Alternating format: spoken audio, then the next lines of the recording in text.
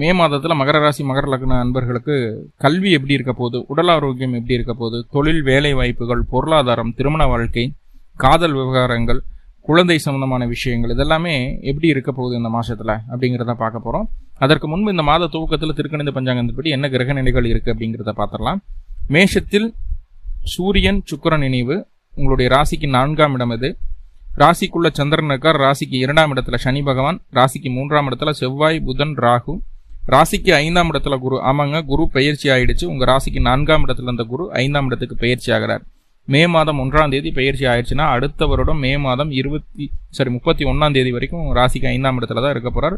குருவினுடைய பாக்கிய பார்வை அப்படிங்கிறது மகர ராசிக்கு இருக்க போகுது. இப்போ குருவினுடைய பாக்கிய பார்வை இருக்கும்போதே அந்த 7.5 சனியினுடைய பாதிப்பு ஒரு 70% குறைந்துருச்சு அப்படிங்கிறத நம்ம புரிஞ்சுக்க வேண்டியது இருக்கும். இந்த கடந்த 4 வருஷமா குருவினுடைய பார்வையும் இல்லை மகரத்துக்கு. இப்பதான் குரு பார்வையே கிடைச்சிருக்கு 4 வருஷத்துக்கு அப்புறம். ஸோ அப்போ குருவினுடைய பார்வை எவ்வளவு அற்புதங்களை செய்ய போகுது வரக்கூடிய நாட்கள் அப்படிங்கிறத பார்ப்போம்.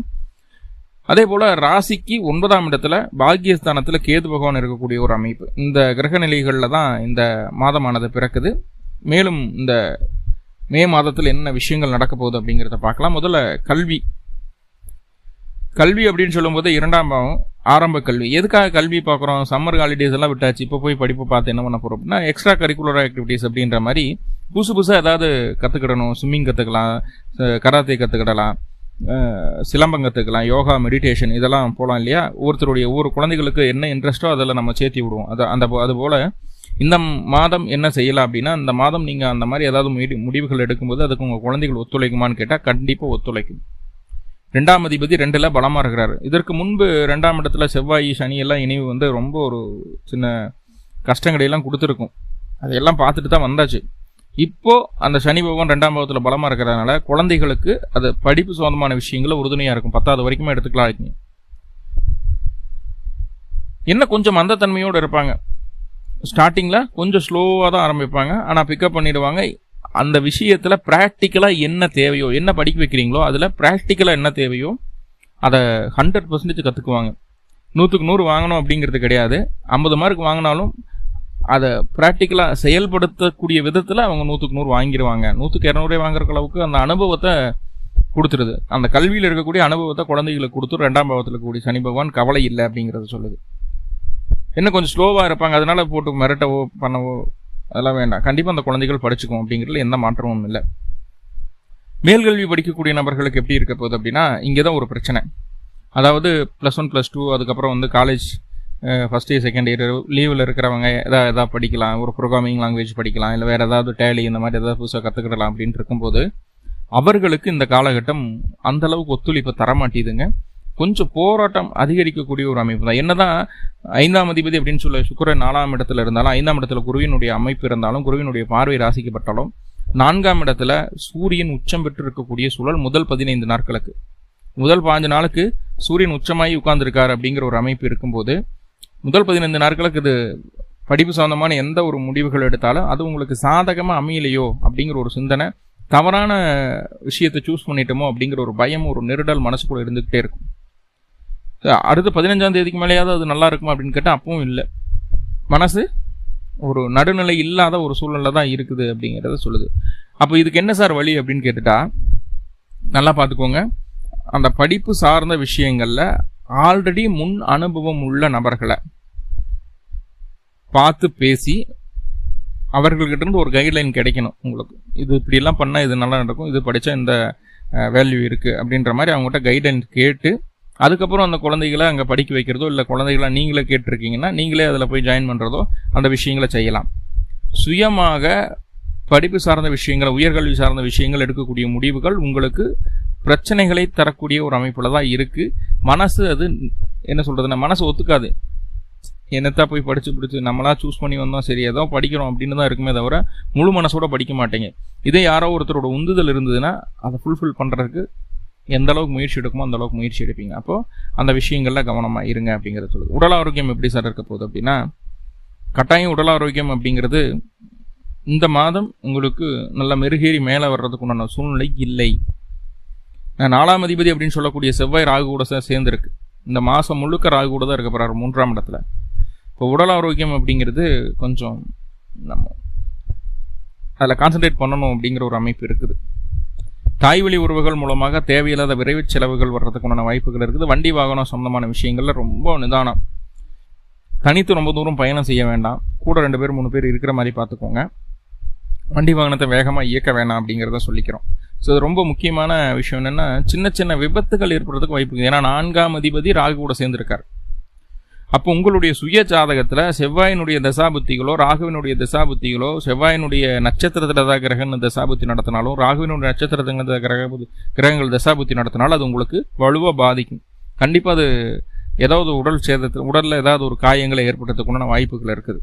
முக்கியமாக பல்லு சம்பந்தமான விஷயங்களை பாதிப்பை கொடுக்கும் அப்படிங்கிறது சொல்கிறோம். ஷோல்டர் பெயின், ஷோல்டரில் அடிபடுறது, இந்த மாதிரியான அமைப்புகள் எல்லாம் இருக்குது. ஸோ அதில் கவனமாக இருங்க. ரொம்ப வேகம் வேணாங்க.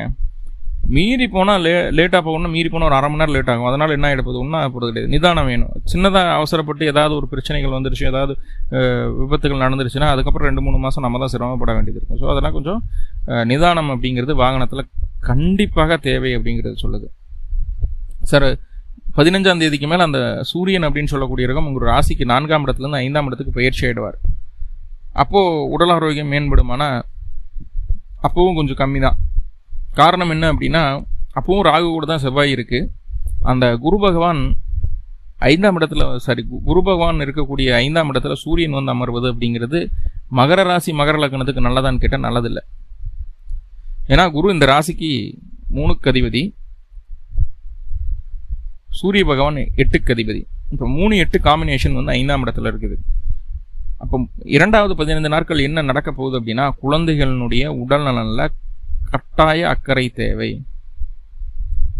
ரொம்ப ரொம்ப கான்சென்ட்ரேட் பண்ணி குழந்தைகளை பார்த்துக்கணும். வெளியில் விடுறதோ மற்ற தெரியாதவங்ககிட்ட கொடுத்து விடுறதோ எதுவுமே ஆகாது. முடிந்த அளவுக்கு உங்கள் குழந்தைகள் உங்கள் கண் பார்வையில் இருக்கிறதுக்கு உண்டான வழி என்னமோ அதை செய்துக்கிடலாம். அதுக்குண்டான முயற்சிகளை செய்யலாம். அதுதான் உங்களுக்கு, உங்களுடைய குழந்தைக்கும் அதுதான் நல்லது. ரைட்டா? உடல் ஆரோக்கியம் இப்போ மேம்படுமானா கொஞ்சம் முன்னேற்றம் தென்படும். 15ஆம் தேதிக்கு மேலே கொஞ்சம் முன்னேற்றம் தென்படும். அதில் குறை இல்லை அப்படிங்கிறத சொல்லுது. முதல் 15 நாட்கள் கவனமாக இருங்க. காதல் விவகாரங்கள் சார் அப்படின்னு கேட்டால், அந்த காதல் அப்படிங்கிற விஷயம் அப்படின்னு பார்க்கும்போது நான் 5ஆம் இடத்துலேயே 3-8 அதிபதிகள் சேர்ந்து உட்காடுறாங்க. 12ஆம் அதிபதி 5ல்.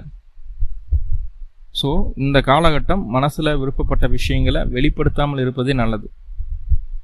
ஆல்ரெடி லவ் பண்ணிட்டு இருக்கீங்க அப்படின்னாலும் சரி, அந்த காதல் திருமணத்தில் போய் முடிஞ்சாலும், திருமணமானாலும் அவங்க காதலர் தான் இல்லையா? அப்படி இருக்கும்போது உங்களுடைய வெறுப்புகளை உங்கள் மனசில் பட்டதை அப்படியே சொல்லும்போது கண்டிப்பாக அது பிரச்சனையில் கொண்டு போய் முடியுது. கல்யாணத்துக்கு முன்னாடி காதலர்களாக இருக்கக்கூடிய நபர்கள் ரொம்ப கவனமாக இருக்கணும். பிரிவினை ஏற்படுவதற்கு கூட வாய்ப்பு இருக்குது. தற்போதைய காலகட்டமே மே மாதம் ஆரம்பிச்சதுமே 2 பேர்த்துக்குள்ள அந்த கருத்து மோதல்கள் வர ஆரம்பிக்கும். கரெக்டாக அந்த மே 15க்கு மேலே பெரிய சண்டையாக வந்துடும். நீ வேணாம் நான் வேணாம் அப்படிங்கிற அளவுக்கு ஒரு மனஸ்தாங்களை கொடுக்குது. அது இது நிரந்தரம் இல்லை. இது வந்து தற்காலிகமான விஷயமா இருந்தாலும் அதிக வலி வேதனையை கொடுக்கக்கூடிய ஒரு அமைப்பாக காட்டப்படுது. காதல் விவகாரங்கள்லையும் நிதானம் வேணும் அப்படிங்கிறத சொல்லுது. சரி, தொழிலாவது நல்லா இருக்குமா அப்படின்னு கேட்டால், ராசிக்கு 10க்கு அதிபதி அப்படின்னு சொல்லக்கூடிய கிரகம் சுக்கிர பகவான். சுயதொழில் பண்ணக்கூடிய நபர்களுக்கு அந்த சுக்கிரன் 4ஆம் இடத்துல இருக்கிற, அடுத்து 5ஆம் இடத்துக்கும் போக போகிறார். இப்போ சுக்கிரனுடைய நகர்வு அப்படிங்கிறது வந்து சுயதொழில் செய்யக்கூடிய நபர்களுக்கு ரொம்ப ரொம்ப சாதகமாக இருக்குதுங்க.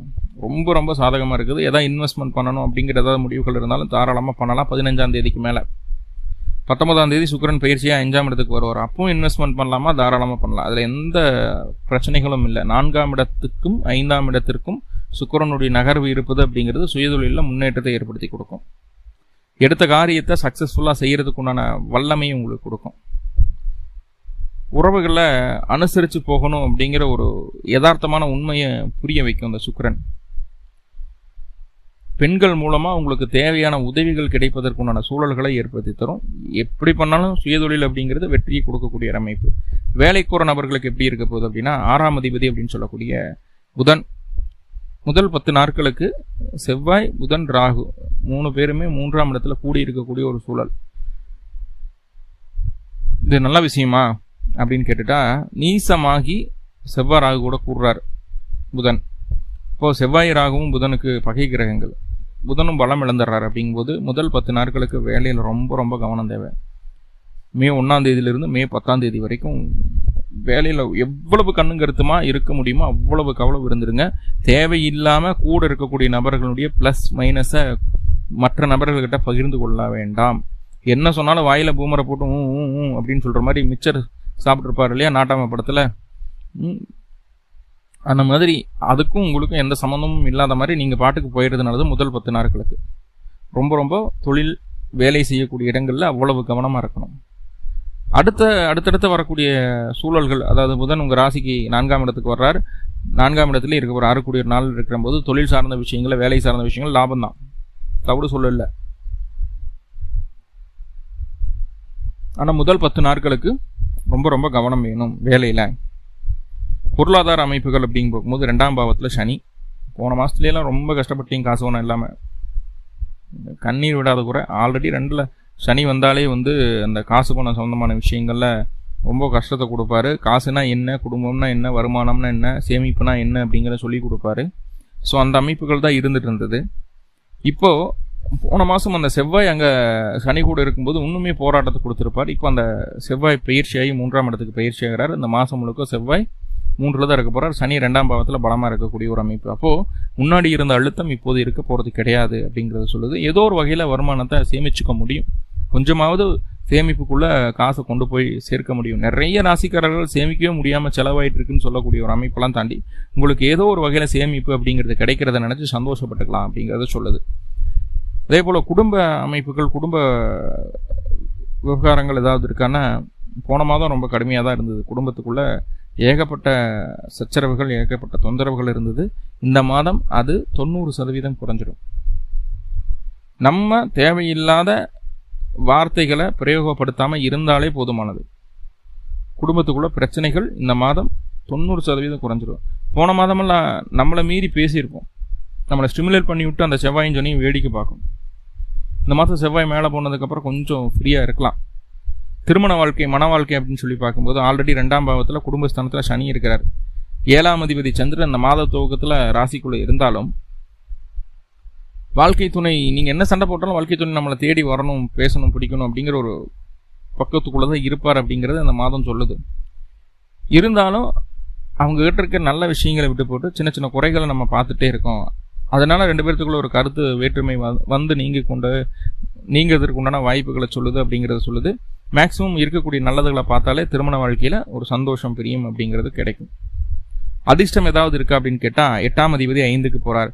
அதாவது மே மாதம் 15ஆம் தேதிக்கு மேலே மே 30ஆம் தேதி வரைக்கும் திடீர் அதிர்ஷ்டங்களுக்கு உண்டான வாய்ப்புகள் உண்டு. திடீர் அதிர்ஷ்டத்துக்குண்டான வாய்ப்புகள் கட்டாயம் உண்டு. ஏன்னா அந்த சனி அப்படின்னு சொல்லக்கூடிய இருக்கும் 11ஆம் இடத்தை பார்க்குது 2ஆம் அதிபதி. 8ஆம் அதிபதி 11ஆம் இடத்தை பார்க்குறார். 5 கூடியவரும் 11 பார்ப்பார். மே 19லிருந்து மே 30 வரைக்கும் 5 கூடியவரும் 11 பார்ப்பார்.